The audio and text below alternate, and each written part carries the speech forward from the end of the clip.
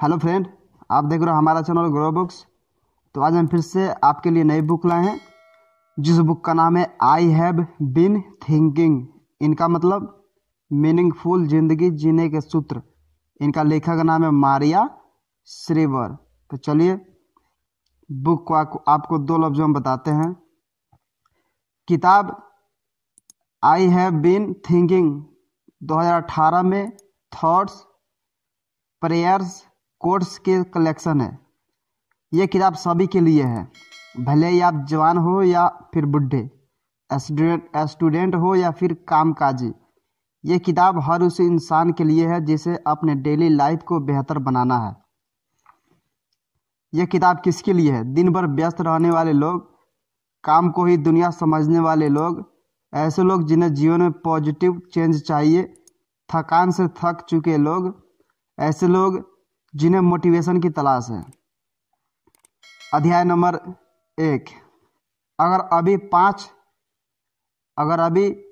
पाँच की ज़रूरत है तो 5 दीजिए। जीवन को एक नई दिशा देने की कोशिश करिए। क्या आपको पता है कि आप कौन हो? क्या आपको पता है कि आप यहाँ पर क्यों हो? आपको काम क्यों करना है? अगर नहीं पता तो कोई बात नहीं।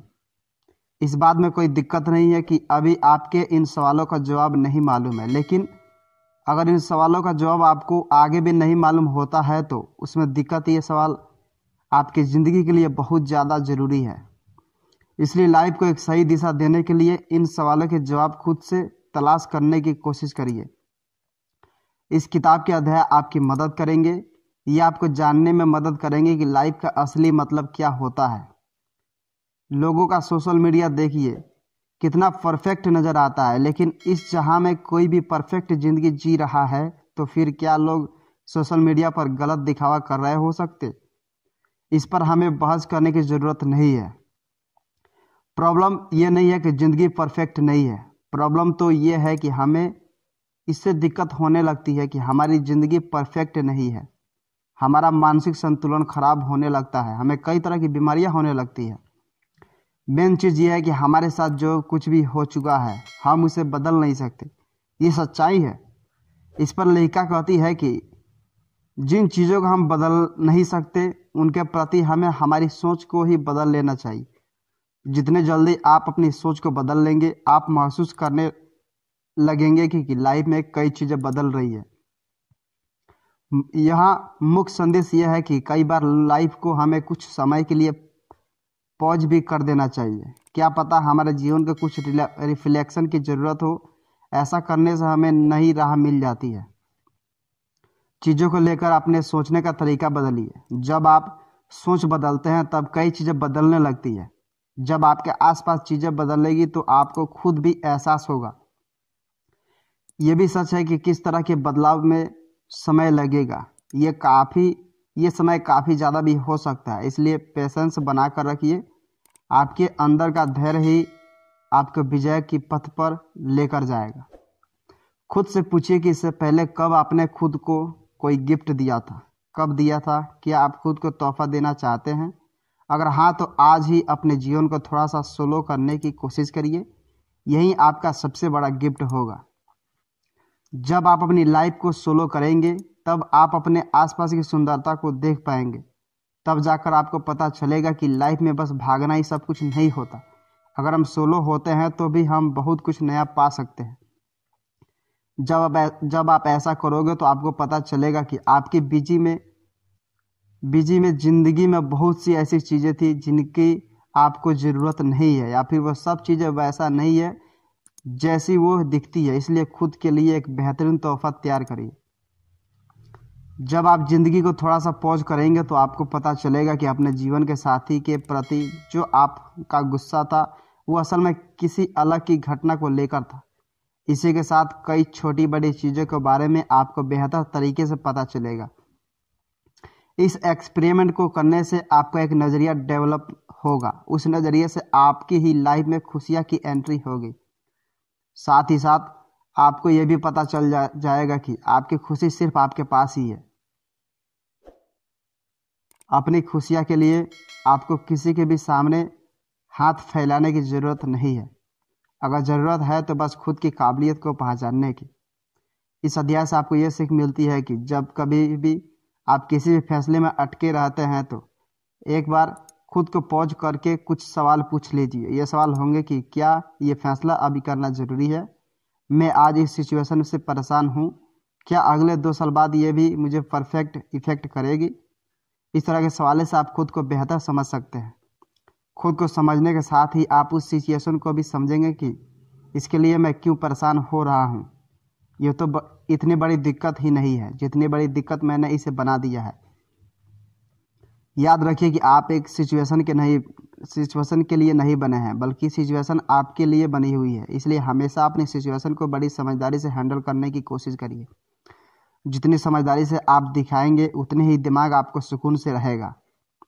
इसी के साथ कैसी प्रॉब्लम आपके पास आती है उसमें आपकी पहचान नहीं होती। आपकी पहचान होती है कि आपने उस दिक्कत के सामने कैसे किया है। क्या आपने उस दिक्कत को हिम्मत के साथ दूर भगाया है या फिर दिक्कत के सामने आपने पीठ दिखा दी है। जो भी प्रॉब्लम से हो आप ही पर्सनालिटी दिखाती है। अध्याय नंबर 2, प्रेयर और मेडिटेशन के महत्व को समझ लीजिए। लेखा बताती है कि उनका बचपन एक कैथोलिक फैमिली में बीता है। बचपन से ही उनके आसपास काफ़ी ज़्यादा प्रेयर्स और अध्यात्म के ऊपर ध्यान दिया जाता था। वो बचपन में ही डेली प्रेयर करती थी। वो बताती है कि प्रेयर ने उनको इतनी शांति दी है कि वो आज के समय में भी रोज़ प्रेयर करती है।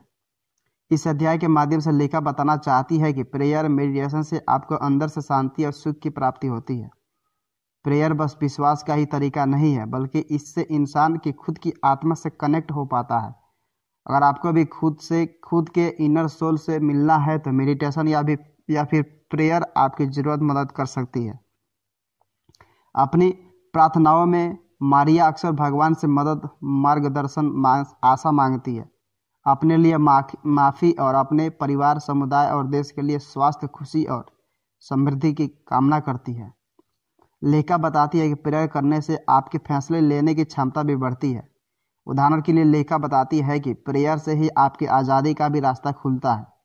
इसी के साथ लेखा यह भी बताती है कि प्रेयर को बस आप किसी भी धर्म से मत जोड़ दीजिए। प्रेयर का मतलब होता है खुद को एक सुप्रीम पावर से कनेक्ट करना। जब आप खुद को उस पावर से कनेक्ट करेंगे तो फिर आपको बदलाव भी खुद ही नज़र आने लगेगा। इससे आपके मन को शांति मिलेगी, दिमाग को एक नई पॉजिटिव ऊर्जा मिलेगी। कई लोगों को ऐसा लगता है कि अपने आप को भगवान को सौंपने का मतलब होता है कि आप कमज़ोर हो गए। लेकिन अगर आप प्यार पर भरोसा करते हैं तो फिर आप आज़ादी का अनुभव भी करेंगे। ये आज़ादी आपको तभी मिलेगी जब आपके अंदर से डर मिटेगा। डर कैसे मिटेगा? डर खत्म करने का तरीका है कि ऊपर वाले की शक्ति को पहचानिए, उस शक्ति के प्रति खुद को न्यौछावर कर दीजिए। जब आप खुद की ज़िंदगी को उसके ऊपर छोड़ेंगे तभी तो भगवान भी आपकी मदद करने के लिए आएंगे। क्या आपने कभी किसी को नशा छोड़ते हुए देखा है? अगर देखा है तो आपने ये भी देखा होगा कि कैसे स्पिरिचुअल जर्नी से लोगों ने फर्श से अर्श तक के सफ़र को तय किया है। मतलब साफ है कि जब आप ऊपर वाले के ऊपर ध्यान लगाओगे तब आपको शांति और सुकून अपने आप मिल जाएगा। अध्याय नंबर 3, अपने अंदर लीडरशिप क्वालिटी को जन्म दीजिए। इस अध्याय में लेखा ने माँ के ऊपर भी बात की है। सबका ध्यान खींचते हुए लेखा बताती है कि कई महिलाओं से पूछो कि वो क्या करती है तो उनकी तरफ से एक समान सा आवाज़ आता है। वो जवाब होता है कि वो बस एक माँ है। ये मतलब यह है कि लोग माँ होने को कोई काम ही नहीं समझते। इसके बाद वो अपने जीवन को अलग अलग अचीवमेंट की लिस्ट बताते हैं। इस अध्याय के माध्यम से लेखा बताना चाहती है कि माँ होना भी एक फुल टाइम अचीवमेंट ही है। इससे आपके अंदर एक लीडरशिप क्वालिटी का जन्म होता है। उसी लीडरशिप की वजह से आपके अंदर एक लीडर का जन्म होता है। मुख्य संदेश यह है कि माँ होने से ही लीडरशिप है, जिसकी पूरी सोसाइटी को बहुत ज़्यादा ज़रूरत है। लेखा यहाँ अपनी लाइफ का किस्सा शेयर करते हुए बताती है कि उन्हें उनकी माँ ने पाल पोस कर बड़ा किया है। उन्होंने देखा कि उनकी माँ के अंदर कैसी अद्भुत प्रतिभा थी। वैसी प्रतिभा किसी भी आम इंसान के अंदर मुमकिन नहीं है, वो बस एक माँ के अंदर ही हो सकती है। इसी के साथ लेखा बताती है कि एक अच्छी माँ बहुत अच्छी लीडर भी हो सकती है। माँ की दयालुता को उसकी कमजोरी नहीं समझनी चाहिए। ये समाज के लिए एक गहने की तरह होता है। इसी के साथ इस किताब में लेखक ने ये सवाल भी उठाया है कि क्या हो अगर हम बिजनेस या पॉलिटिक्स को माँ के नेचर में बढ़ने दें। अगर हम आज के दौर के पुरुषों को बोले कि वो माँ के स्वभाव से कुछ सीख कर आएं। जिस तरह माँ का रिश्ता बस माँ तक सीमित नहीं है, उसी तरह परिवार का मतलब भी बस खून के रिश्ते नहीं होते। मारिया को इस बात का एहसास तब हुआ जब उनका बेटा कॉलेज की पढ़ाई के लिए बाहर गया। कुछ दिनों तक मारिया को बहुत अकेलापन लग रहा था, लेकिन फिर मारिया ने प्रेयर किया कि इसके बाद उन्होंने खुद को समझाया कि जिस तरह मेरी ममता और औरों के लिए भी है, उसी तरह औरों का साथ भी मेरे लिए भी है।